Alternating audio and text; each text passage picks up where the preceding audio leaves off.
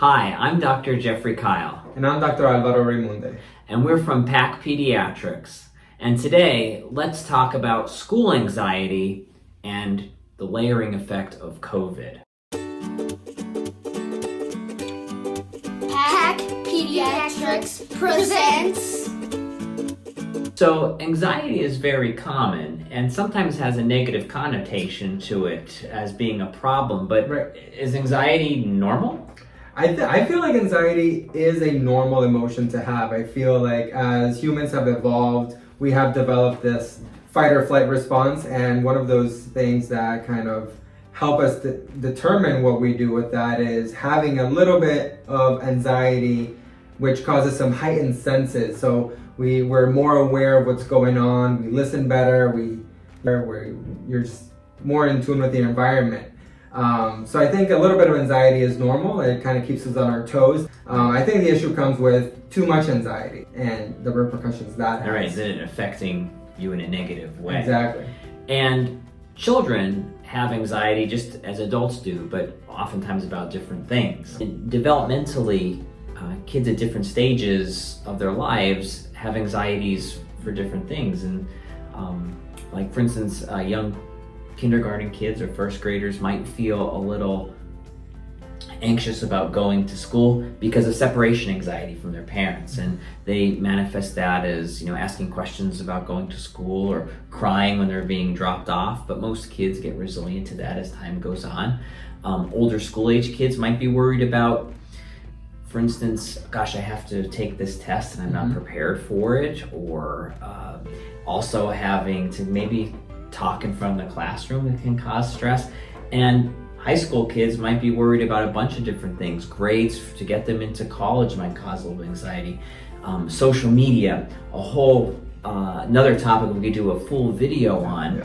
That layers more anxiety, and peer relationships and things like that. Now layer on top of that the fact that COVID-19 is causing a pandemic in this area and actually has changed the way children are experiencing school. Some are hybrid, some are home. Kids aren't seeing their friends anymore.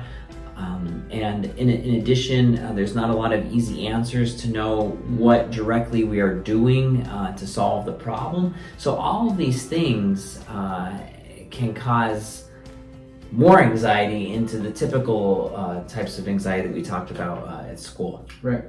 We were talking about how anxiety can be normal, and I'm sure a lot of parents either recognize that their child is anxious or may say, nah, my kid's not anxious. What are some signs to let us know, or us as parents know, that our child could potentially have an anxiety that's a little bit off the normal side? Right. So there's a couple different things that we could really see, and a couple of those is excessive worrying. So the kids that continue to ask the same questions all the time, or are having difficulty falling asleep because they're worried about what's going to happen the next day. Oftentimes giving those kids reassurance, and if they resolve that anxiety, that's good, but if it continues on and on and on, sometimes that could be a concern. And a big red flag where people should really think about coming to the doctor's office is if they're exhibiting physical symptoms. And oftentimes as pediatricians, when we see children in the office, abdominal pain is a common complaint that we see, and having to differentiate what is real abdominal pain due to an organic cause or something due to anxiety. So anytime a child exhibits a physical symptom such as chest pain, abdominal pain, diarrhea, not eating, things like that, or having maladaptive behaviors, they should definitely be seen by their pediatrician for sure. Absolutely. And then a couple others are sleep pattern changes, kids that are, again, I sort of alluded to it a little bit earlier, not wanting to go to bed or waking up multiple times at night. Now, waking up multiple times at night, it can be normal for children, but if they're waking up and saying, I'm worried about something or something's bothering me. Kids that are getting very irritable for some reason, being combative, oppositional, seems like they're almost having attention issues. Those all can be due to anxiety. So if we recognize in our kids that they're having some anxiety, it doesn't necessarily mean it's something that needs medicine or to be treated.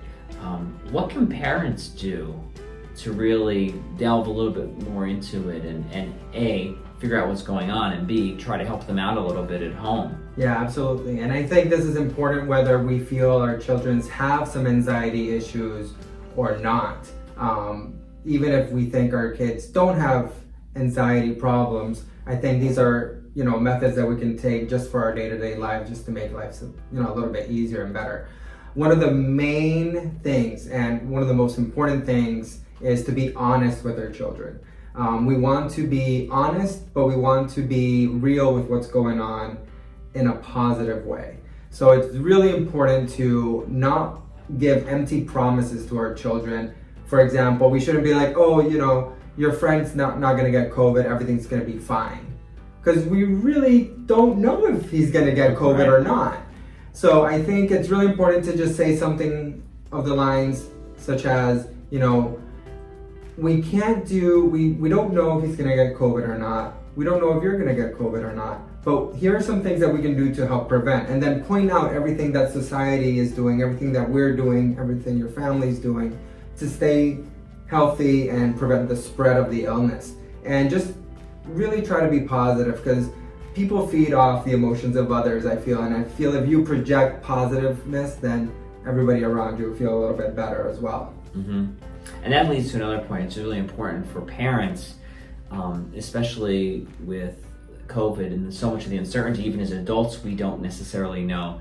And adults can be having anxiety about their work, about where they're going to get their food from. Food insecurity is a big issue right now. Again, that's why we even have our own food pantry here at the office to help parents and children eat healthy, but to help allay some of the anxiety of where they're going to get the food. And that's why it's important, because we could project on our children to really try to have our own anxiety in check before we even start talking to our kids about it. We have to make sure we're comfortable with ourselves, because we don't want to project onto our children more anxiety because we're feeling a little anxious. Mm-hmm. So what else? So other things, remind them that, especially older children, that this is not their first year in school. Remind them of the positive experiences they've had in school. Remind them, hey, you have fun in school. It is okay. You get to see your friends. It may be a little bit different, and things have changed as far as now we have to wear masks. Some schools require the plexiglass shields, but remind them that school is a safe place. And also remind them that things will change in school, and kind of go through some of these changes so it's not a surprise to them. Mm-hmm. And it's important that also when you talk to your children that you're forthright with them and honest. Ask specific questions. Vague questions like, how are you doing? Often get vague answers, right? So you want to, this seems like it's bothering you, or X is bothering you. Do you feel okay about that? Or why is that bothering you? To give them a chance to sort of discuss those things. And if it's something that you don't know the answer to, it's okay to say, I don't know, but here's different things that we could do to try to find that answer, or things we could do to help you out. What are some things that we could tell our kids to sort of help themselves if they're feeling some anxiety? Yeah, so we have to show them how to cope with their anxiety. And there's a few ways to do this. One of the tried and true methods that everybody listens or hears about is breathe. Even our watches tell us to breathe now. It's really important. Take a moment, give yourself a timeout, and just breathe. There's a million different ways to do breathing exercises. My personal favorite is to just close your eyes and pay attention to your breathing. Slowly breathe in, slowly breathe out, and just try to get that heart rate down. It's important for parents to do the same thing. And it could be a fun activity to do at night together with your children as part of practice breathing. Mm-hmm. And if, as parents, if things happen in our own lives that we're getting excited about, or anxious about, it's good to model those behaviors in front of our children, because they learn from what we do. So modeling good behaviors and breathing, is Absolutely. important. Two other techniques that I've learned over the years are one, I call Feel Your Senses, and another one I call Chase the Rainbow. And for Feel Your Senses, it's basically, these are both called grounding techniques. So really what it is, it's they ground you back down when we're feeling like really anxious and we don't know what to do, or we kind of feel like just closed in.